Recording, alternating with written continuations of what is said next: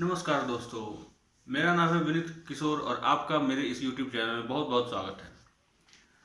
आज का टॉपिक जो है काफ़ी अच्छा टॉपिक है और काफ़ी इंटरेस्टिंग टॉपिक है। आज मैं बात करने वाला हूँ एयरलाइन इंडस्ट्री के बारे में। इंडिया का जो एयरलाइन इंडस्ट्री है वो कब स्टार्ट हुआ, कैसे कैसे आगे बढ़ा और उस बीच में कितने सारे एयरलाइन कंपनी आई और बंद हो गई। तो चलिए स्टार्ट करते हैं कि इंडिया में एयरलाइंस कंपनी स्टार्ट कब हुई थी, किसने स्टार्ट किया था। तो इंडिया में एयरलाइन कंपनी जो है अक्टूबर 1932 में टाटा एयर सर्विस के नाम से स्टार्ट हुई थी। जैसे कि नाम से आप जान गए होंगे, टाटा एयर सर्विस, जो JRD टाटा है उन्होंने टाटा एयर सर्विस को 1932 में स्टार्ट किया था। और वो एक मेल सर्विस एरोप्लेन था, वो एक कार्गो सर्विस एरोप्लेन था जो कराची से मुंबई, मुंबई से कराची आया करता था। उस समय कराची जो है इंडिया में हुआ करता था। अब जो वो उस समय इंडिया का पार्ट था, अब वो पाकिस्तान में। 1947 में जब इंडिया इंडिपेंडेंस मिला, जब इंडिया इंडिपेंडेंट हो गया और इंडिया को जब ब्रिटिश के राज शासन से जब मुक्ति मिला, तो गवर्नमेंट ऑफ इंडिया के पास एक भी एरोप्लेन नहीं था। गवर्नमेंट ऑफ इंडिया को लगा कि एक प्राइवेट आदमी के पास एरोप्लेन है और खुद का उस कंट्री के पास एक भी एरोप्लेन नहीं है, तो गवर्नमेंट ऑफ इंडिया ने 49% स्टेक टाटा एयर सर्विस में ले लिया और उसके बाद उसको उन्होंने स्टेक को बढ़ाया और फुल्ली ऑक्युपाई कर लिया टाटा एयर सर्विस को, और उसका नाम चेंज करके उन्होंने एयर इंडिया कर दिया, जो आज के डेट में भी है। अब बात करते हैं, ये तो 1990s के पहले का बात है। अब 1994 में जब लिबरलाइजेशन आया इंडिया में, 1991 के बाद जो ग्लोबलाइजेशन लिबरलाइजेशन, तो काफ़ी रेगुलेशन को डीरेगुलेट किया गया और एयरलाइन कंपनी को थोड़ा आगे पुशअप किया गया गवर्नमेंट के द्वारा, जिसके बाद इंडिया में कई सारी नए एयरलाइंस जो हैं इंडिया में उस समय नई आई, जैसे कि जिसमें नोटेबल थी एयर डेक्कन, सहारा एयरलाइंस, जेट एयरवेज। ये लोग इंडिया में नए आए, रेगुलेशंस को थोड़ा इजी किया गया। उसके बाद एयर मार्केट जो है वो काफ़ी, एयर इंडस्ट्री जो है वो काफ़ी आगे बढ़ी के बाद कई सारे नए कंपनी जो है वो इंडिया में आई और लो कॉस्ट एयरलाइंस का, क्योंकि पहले एयरलाइंस बहुत महंगा हुआ करता था, तो बहुत कम ही लोग एयरलाइंस की तरफ में जाते थे, बाकी सब लोग नॉर्मल ट्रेन से या फिर बसेस से ट्रैवल करना पसंद करते थे। तो जब 2000 के बाद का जो इंडस्ट्री, एयर मार्केट का इंडस्ट्री जो आया, एयर इंडस्ट्री जो 2000 बाद का था, उसमें लो कॉस्ट कैरियर बोल करके एक कॉन्सेप्ट फॉरेन इंडस्ट्री से इंडिया में आया। उसमें था क्या कि लो कॉस्ट एयरलाइंस में थे कि एयरलाइंस में जो टिकट है वो काफ़ी कम हो गया और कम होने के कारण बहुत सारे नए कंपनी जो हैं वो इंडिया में आ गई, जिसमें आज के डेट में आप गो एयर देख सकते हैं जो लो कॉस्ट कैरियर है। उसके बाद स्पाइस जेट है, जेट एयरवेज थी जो 2 साल पहले बंद हो गई, इंडिगो एयरलाइंस है, एयर एशिया इंडिया है। ये सब जो है लो कॉस्ट एयरलाइंस में आ गई। और 2005 में जो किंगफिशर एयरलाइंस भी इंडिया में खुली थी, तो वो भी लो कॉस्ट कैरियर थी, वो टोटल फैसिलिटी देती थी इंडिया में, और वही एक एरोप्लेन था जो फुल फैसिलिटी के साथ था। हर एक आदमी को अपने सीट पे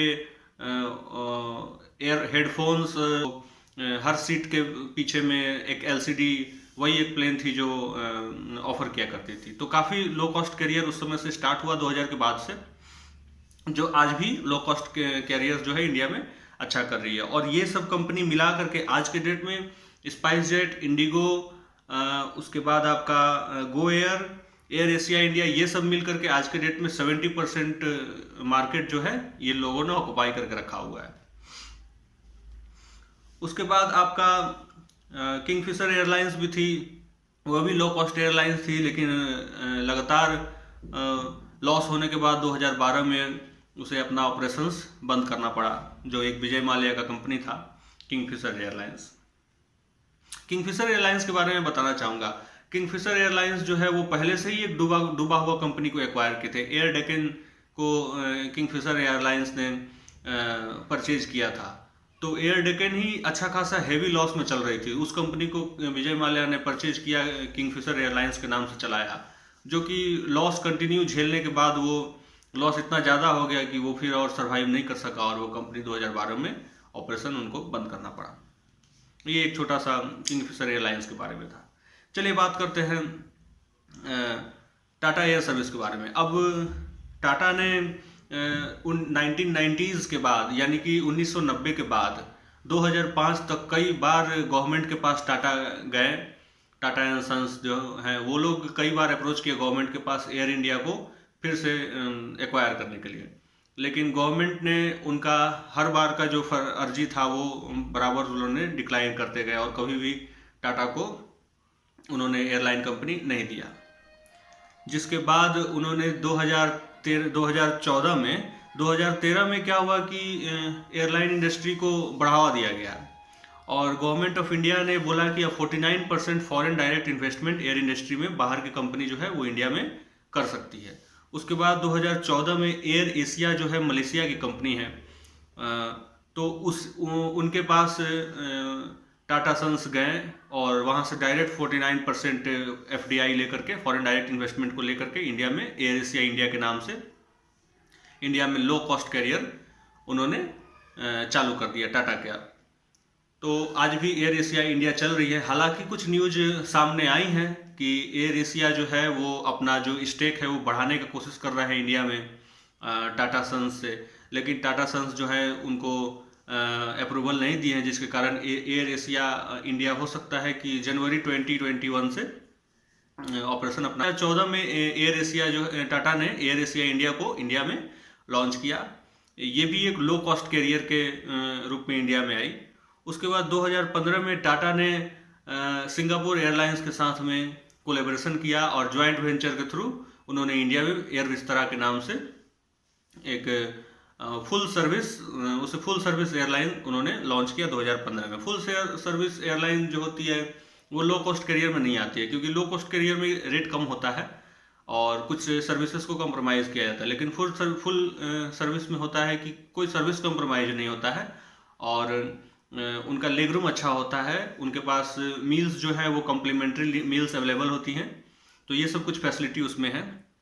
और एयर विस्तारा जो है इंडिया का फर्स्ट वाइड बॉडी एयरक्राफ्ट है, जो अंदर का जो स्पेस है वो काफ़ी ज़्यादा है उसमें, तो उसमें ट्रैवल करने में उतनी दिक्कत नहीं होगी आपको जितनी इकोनॉमी क्लास में आपको स्पाइस जेट में या इंडिगो में होती है। एयर इंडिया को गवर्नमेंट प्राइवेटाइज करने की बात कर रही है। 2017 के बाद से जो हैवी लॉस उस कंपनी के पास आया, एयर इंडिया के पास, तो वो कई बार बहुत सारे कंपनी के पास गई उस कंपनी को मर्ज करने के लिए, उस कंपनी का स्टेक बेचने के लिए, लेकिन किसी ने अप्रोच नहीं किया। 2018 में जब उन्होंने एक बिडिंग मांगा था कि कोई भी आदमी अगर इस एयरलाइंस को लेना चाहता है, चलाना चाहता है, तो वो अपना बिड सबमिट कर सकता है, लेकिन 2018 में बहुत बुरा तरह से वो जो ऑफर था वो डिक्लाइन किया गया बिजनेसमैन या फिर बिजनेसमैन के द्वारा, क्योंकि उस कंपनी में उस टाइम में 2018 के टाइम में 55,000 करोड़ का लॉस था उस एयर इंडिया को, जो कोई भी एक्वायर करने के लिए रेडी नहीं था, क्योंकि जो उस कंपनी को एक्वायर करेगा 55,000 करोड़ का लॉस झेलना पड़ेगा, जो कि काफ़ी बड़ा अमाउंट होता है। और उसमें भी 75% ही स्टेक एयर इंडिया की प्राइवेटाइज कर रहा था, बाकी का 25% स्टेक वो खुद रख रहा था। तो कई बिजनेसमैन को ये भी लगा होगा, कई इंडस्ट्री को ये भी लगा होगा कि 25% स्टेक गवर्नमेंट अपना रख रही है, इसका मतलब है कि गवर्नमेंट फिर कुछ ना कुछ इसमें बीच बीच में कुछ ना कुछ रेगुलेशंस लाएगी, जिसका हमें पालन करना पड़ेगा। इस कारण से उस ऑफर को बहुत बुरा तरीका से डिक्लाइन किया गया। फिर अभी 2020 में 12 से 14 आई थिंक 12 से 14 या 15 तक एयर इंडिया का फिर से ऑफर रिलीज किया गया, जिसमें दिखाया गया कि डेप्ट जो है 50,000 करोड़ से कम करके 22,000 करोड़ कर दिया गया है। और सुनने में ये भी आया है कि टाटा एंड सन्स ने ही ऑफर बिड जो है वो एयर इंडिया के लिए डाला है, तो हो सकता है एयर इंडिया वापस से टाटा एयरवेज को मिल जाए, टाटा एयरलाइंस को मिल जाए और इंडिया में जेट एयरवेज जो कंपनी है, जो कि 1994 में आई थी, जेट एयरवेज कंपनी को 2018 में जो वो कंपनी जो है बैंकरप्ट हो गई और वो कंपनी जो है बंद हो गई। उसका काफ़ी स्लॉट था, उसके कई एयरलाइंस थे, तो काफ़ी उसके एयरक्राफ्ट जो है वो ऑलमोस्ट 80% जो उसके एयरक्राफ्ट है वो स्पाइस जेट के पास चले गए और उनका कुछ डील हुआ होगा उसमें, स्पाइस जेट के पास चले गए।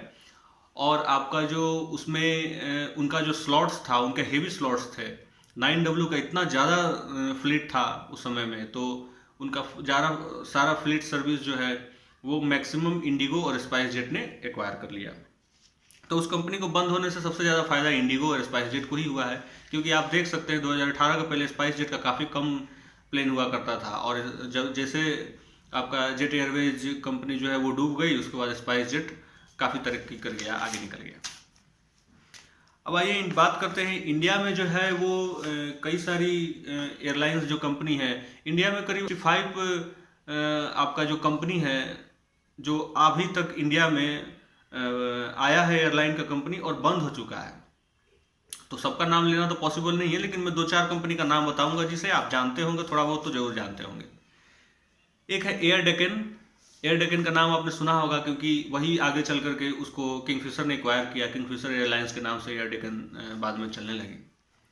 दूसरा था आपका सहारा एयरलाइंस, जो बाद में एयर सहारा हुआ, और एयर सहारा ही बाद में आपका जेट एयरवेज के नाम से हम लोग को देखने के लिए मिला। तो ये सब कुछ। और उसके बाद आपका स्पाइस जेट है, उसने एक्वायर किया था मोदी लुफ्त को, जो लुफ्तांजा जो जर्मनी की कंपनी है, वो इंडिया में बिजनेस स्टार्ट कर रहे थे, लेकिन किसी कारण से उनका बिजनेस टेक ओवर नहीं हो पाया, तो उसको स्पाइस जेट ने टेक ओवर करके और आगे चलाया। करते हैं वर्ल्ड के सबसे बेस्ट एयरलाइंस के बारे में। वर्ल्ड के सबसे बेस्ट एयरलाइन कंपनी कौन से है? तो 2018 की बात करें, 2019 की बात करें, तो सिंगापुर एयरलाइंस पिछले 2-3 साल से नंबर 1 पोजीशन पर थी हर मामले में, इन अकॉर्डिंग टू उसका फ्लीट के बारे में, उनका टाइमिंग के बारे में, डिले के बारे में, वो डिले नहीं करती थी, और जो सर्विस है उनका उसके बारे में, कस्टमर सपोर्ट का जो है फीडबैक के बारे में, ये सब देख करके उसको सिंगापुर एयरलाइंस को नंबर 1 का खिताब दिया जाता था। लेकिन इस साल 2020 में एयर न्यूजीलैंड को वो खिताब मिला हुआ है। और एक छोटा सा नोटेबल बात मैं आपको बताना चाहूँगा, एक जनरल नॉलेज के तौर पे, वर्ल्ड का लार्जेस्ट फ्लीट साइज, यानी कि वर्ल्ड में जो एयरक्राफ्ट जितने भी कंपनी है उसमें सबसे ज़्यादा एयरक्राफ्ट किस कंपनी के पास है?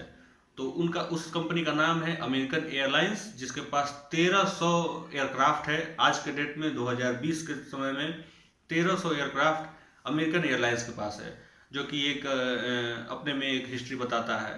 और वर्ल्ड का सबसे ज़्यादा इनकम रेवेन्यू जनरेट करने वाला जो कंपनी है वो डेल्टा एयरवेज है, जो भी आपका यूएसए का ही है। अमेरिकन एयरलाइंस भी जो यूएसए का ही है।